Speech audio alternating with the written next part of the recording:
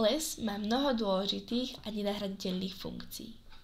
Lesy sú dôležité pre ochranu pôdy a zamedzovanie erózie, zadržiavanie vody, čistenie vzduchu tým, že absorbujú oxid uhličitý a produkuje kyslík cez proces fotosyntézy. Tiež poskytujú prírodný habitat pre mnoho živočíchov a sú dôležité pre zachovanie biodiverzity. Lesy majú schopnosť regulovať teplotu a klímu v okolí.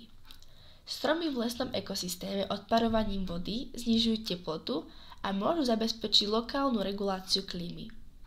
Tiež zadržiavajú vodu, čím znižujú riziko povodní a udržiavajú stabilný vodný režim. Lesy majú významný hospodársky vplyv.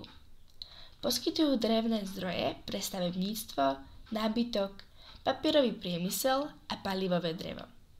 Lesy môžu byť aj miestom pre rekreačné aktivity, ako je turistika, lov, hubárčenie a iné formy cestovného ruchu. Lesy majú dôležitý vplyv na kvalitu života ľudí. Poskytujú priestor pre relaxáciu, fyzickú aktivitu a zlepšujú duševné zdravie.